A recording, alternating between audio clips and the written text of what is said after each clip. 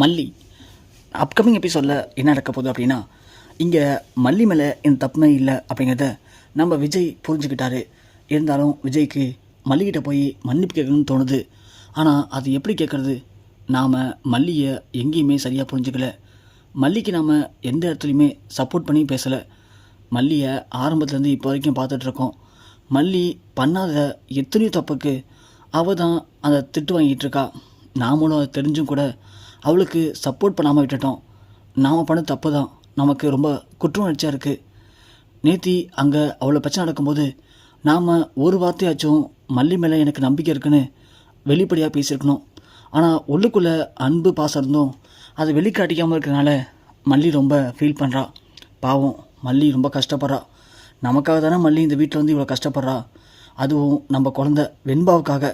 அப்படி இருக்கும்போது நாம் மல்லியை கஷ்டப்படுத்துறது தப்பு தானே அப்படின்னு புரிஞ்சுக்கிட்ட விஜய் மல்லி தூணுதுக்கப்புறமா வந்து மல்லிக்கிட்ட என்னை மன்னிச்சிரு மல்லி, உன்கிட்ட நேரில் வந்து மன்னிப்பு கேட்க தைரியம் இல்லை. அதுக்காக நான் பண்ணது தப்புன்னு தெரிஞ்சும் கூட உன்கிட்ட மன்னிப்பு கேட்காமல் இருக்கிறது எனக்கு ரொம்ப குற்ற உணர்ச்சியாக இருக்குது. என்னதான் இருந்தாலும் எனக்கு உன்னை ரொம்ப பிடிக்கும் மல்லி. அதனால தான் உன்னை இந்த வீட்லேயே வச்சுக்கணுன்னு ஆசைப்பட்றேன். ஆனால் இங்கே நடக்கிற ஒரு சில பிரச்சனை தான் உனக்கு எனக்கு இடையில பிரிவினை ஏற்படுத்துது. ஆனால் இது எல்லாமே ரொம்ப நாளைக்கு நீடிக்க போகிறதில்ல. கண்டிப்பாக எல்லாமே முடிவுக்கு வரப்போகுது. உன்னை அதுக்கப்புறம் நான் என் ராணி மாதிரி என்னுடைய உள்ளங்கையில் வச்சு தாங்க போகிறேன். அதுக்கான நாள் வரதான் போகுது மல்லி. அது வரைக்கும் எனக்காக கொஞ்சம் பொறுத்துக்கோ. என்னை விட்டு மட்டும் போயிடாத மல்லி, ப்ளீஸ் மல்லி அப்படின்னு மல்லிக்கிட்ட ரொம்பவுமே கண் கலங்கி தூங்கும்போது மன்னிப்பு கேட்குறாரு விஜய்.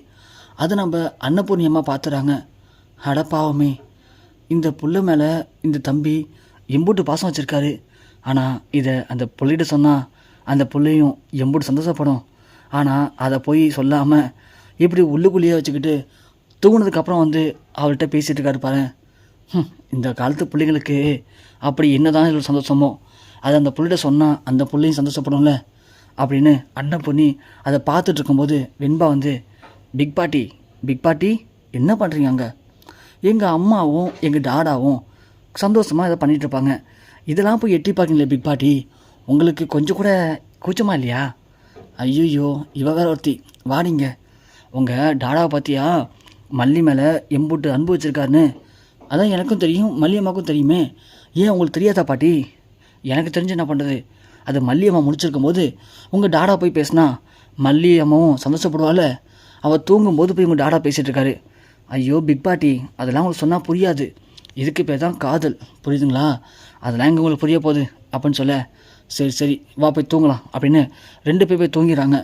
காலையில் இங்கே விஜய் அவசரமாக கிளம்பி ஆஃபீஸ் போகிறாரு.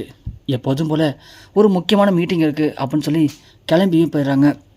விஜய் போனதுக்கப்புறமா இங்கே அன்னபூர்ணியம்மா, சரி இங்கே தான் விஜய் தம்பி மல்லி மேலே இவ்வளோ பாசமாக இருக்கார்ல, அப்புறம் நாம் எதுக்கு இங்கே இருந்துக்கிட்டு, மல்லி இங்கேயே இருக்கட்டும், நாம் ஊருக்கு போயிட்டு வரலாம் அப்படின்னு அன்னபூர்ணி கிளம்பும் போது இங்கே வெண்பா வந்து, பிக் பாட்டி எங்கே கிளம்பிட்டுருக்கீங்க? என்ன வெண்பா கண்ணு, நான் ஊருக்கு போயிட்டு வரமா பாட்டி அப்படின்னு சொல்ல, என்ன பிக் பாட்டி வந்த வேலை முடியவே இல்லை, அதுக்குள்ளே ஊருக்கு போகணுன்னு சொல்கிறீங்களே, என்ன வெண்பா கண்ணு சொல்கிற? என்ன வேலை முடியணும்? ஆமாம் பாட்டி, டாடாவும் மல்லி அம்மாவும் இன்னமும் நேராக பேசிக்கல. தொங்கும்போது தானே டாடா பேசினாரு, அப்போ நேராக பேச வைக்க நாம் தானே எதனா பண்ணணும். ஆமாம்ல, பாரேன் வெண்பா குட்டி, உனக்கு இருக்கிறது கூட எனக்கு தோண மாட்டுது, ஏன் அப்படி? அதெல்லாம் அப்படி தான் பிக் பாட்டி, அது அப்புறம் சொல்கிறேன். இப்போது நாம் நம்ம டாடாவையும் மல்லியம்மாவையும் பேச வைக்கணும். அதுக்கு என்ன பண்ணலாம், அதுக்கு ஒரு ஐடியா பண்ணுங்க அப்படின்னு சொல்ல, ஐயோ வெண்பா கண்ணு, திடீர்னு கேட்டால் இந்த பாட்டிக்கு என்ன பண்ணு தெரியலையம்மா. அட போங்க பிக் பாட்டி, நீங்கள் சைஸு மட்டும் தான் பிக்காக இருக்கீங்க, ஆனால் மூளை சின்னதாக இருக்கும் போல். என்னது அப்படின்னு இங்கே அன்னபூர்ணி கேட்க, கோச்சுக்காதீங்க பிக் பாட்டி, காமெடி பண்ணேன். நான் ஒரு பிளான் பண்ணிட்டேன். அதாவது டாடா இன்றைக்கி ஆஃபீஸ் போயிருக்காரு. அவர் ஒரு முக்கியமான ஃபைலை மறந்து வச்சுட்டு போயிட்டாரு. அந்த ஃபைலை மட்டும் கரெக்டான இடத்துக்கு மல்லியம்மா கொண்டு போய் டாடாட்ட கொடுத்துட்டா கண்டிப்பாக டாடா சந்தோஷத்தில் மல்லியம்மாவை கட்டி பிடிச்சி பேசிடுவார். சரி வெண்பா குட்டி, அது இருக்கட்டும், டாடா முக்கியமான ஃபைலை மறந்து வச்சுட்டு போயிட்டாருன்னு உனக்கே எப்படி தெரியும்? ஐயோ பிக் பாட்டி, அது வந்து ரூமில் பார்த்தேன் பிக் பாட்டி, அது முக்கியமான ஃபைல் தான். நைட்டு ஃபுல்லாக டாடா ரெடி பண்ணார், ஆனால் அதை வச்சுட்டு போயிட்டாரு. நீங்கள் போங்க, இதை மட்டும் மல்லியம்மா சொல்லி கொடுத்து விட்டிங்கன்னு வச்சுங்க, கண்டிப்பாக ஒர்க் அவுட் ஆகிடும் அப்படின்னு சொல்ல இங்கே நேராக அன்னபூர்ணி போயிட்டு மல்லிகண்ணு இந்த பருத்தா என்ன பண்ணுற அப்படின்னு கேட்க, என்ன அம்மா என்னாச்சு? இல்லை, நம்ம விஜய் தம்பி ஃபோன் பண்ணார். விஜய் உங்களுக்கு ஃபோன் பண்ணாரா? என்ன சொன்னார்? ஏதோ முக்கியமான ஃபைலை வச்சுட்டு போயிட்டாராம், அதனால் உன்னை எடுத்துக்கிட்டு உடனே ஆஃபீஸ்க்கு வர சொன்னார் மல்லி. அவர் முக்கியமான ஃபைல் வச்சுட்டு போனது ஓகே, என்ன ஆஃபீஸ் வர சொன்னதும் ஓகே, ஆனால் அவர் அதை எனக்கே கால் பண்ணி சொல்லிக்கலாமே, உங்களுக்கு கால் பண்ணி இன்னொருத்த சொன்னாரா? எதுக்குமா உங்களுக்கு இந்த வேலை?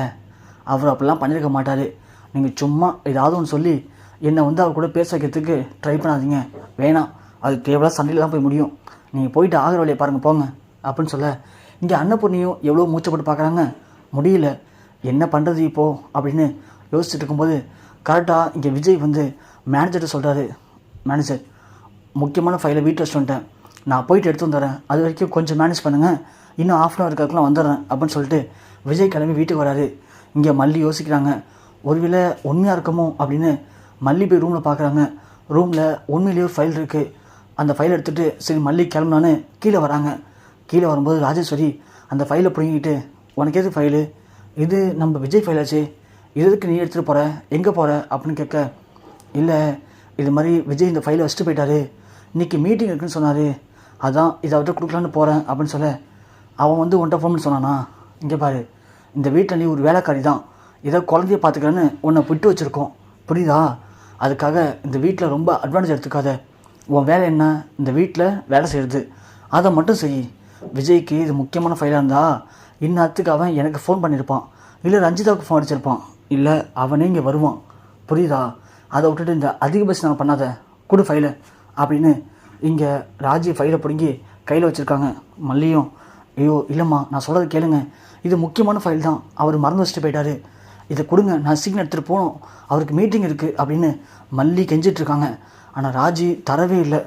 கரெக்டாக அப்பன்னு பார்த்து நம்ம விஜய் வீட்டுக்கு வராரு.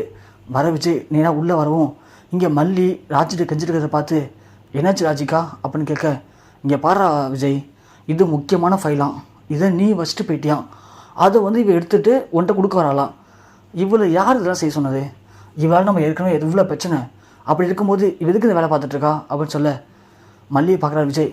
மல்லி உண்மையிலே இந்த ஃபைல் எடுத்து வந்தியா அப்படின்னு கேட்க, ஆமாங்க, நீங்கள் ரூமில் வச்சுட்டு போயிட்டீங்க, அதான். எப்படி மல்லி உன்னால் முடிஞ்சது இது அப்படின்னு கேட்கவும் ராஜு ஒன்று, பாத்தியா விஜய், இதுதான் நான் சொல்கிறேன், இவன் வேணும்னே பிரச்சனை பண்ணுறாடா அப்படின்னு சொல்ல, அக்கா போதும் நிப்பாட்டுங்க, உண்மையிலேயே அது முக்கியமான ஃபைல் தான், இந்த ஃபைல் தான் நான் மீட்டிங் எடுத்து போகணும்னு நினச்சேன், ஆனால் வீட்டில் மறந்து வச்சுட்டு போயிட்டேன், ஆனால் நான் சொல்லாமலே கரெக்டாக மல்லி அது முக்கியமான ஃபைல் தான், அதுவும் எனக்கு தேவையான ஃபைல்னு அதை எடுத்துகிட்டு ஆஃபீஸ் கிளம்பியிருக்கா, அவளை போய் நீங்கள் தப்பு சொல்லிட்டுருக்கீங்க, கொடுங்கக்கா ஃபைலை. மல்லி ரொம்ப நன்றி மல்லி, நான் மனசில் நினச்சேன் உனக்கு கால் பண்ணலான்னு சொல்லிட்டு, ஆனால் ஏன் உன்னை டிஸ்டர்ப் பண்ணணும் அப்படின்னு நானே வந்தேன், ஆனால் நான் மனசில் நினச்சது உனக்கு எப்படி மல்லி தெரிஞ்சது அப்படின்னு இங்கே விஜய் கேட்க மல்லி ஒன்று அப்படியே அமைதியாக நிற்கவும் அன்னபூர்ணியோன்னு, என்ன தம்பி இப்படி கேட்டு போட்டீங்க, மல்லி உங்கள் மேலே அவ்வளோ அன்பு வச்சுருக்கா, உங்களை இன்ச்சாக நோட் பண்ணுறா, நீங்கள் என்ன பண்ணுறீங்க ஏது பண்ணுறீங்கன்னு, அப்படி இருக்கும்போது நீங்களும் மல்லி லவ் பண்ணுறீங்க, அது எனக்கும் தெரியும், அப்படி ஒருத்தவங்க உண்மையாக லவ் பண்ணும்போது அவங்க வெளியில் பேசிக்கணும்னு அவசியமே இல்லை தம்பி, மனசுக்குள்ள நினச்சாலே போதும், அவங்க யார் உண்மையாக லவ் பண்ணுறாங்களோ அவங்க மனசில் கேட்கும், அதுதான் நீங்கள் ஆஃபீஸில் ஃபைலை வச்சுட்டு போய்ட்டுன்னு சொன்னது இங்கே மல்லிக்கு கேட்டிருக்கு, அதுதான் மல்லி அந்த ஃபைல் எடுத்துகிட்டு கிளம்பியிருக்கா, ஆனால் அதை கூட புரிஞ்சுக்க தெரியாமல் இங்கே 2 பேர் மல்லியை பிடிச்சி வச்சுட்டு விளையாட்டு காட்டிகிட்டு இருக்காங்க.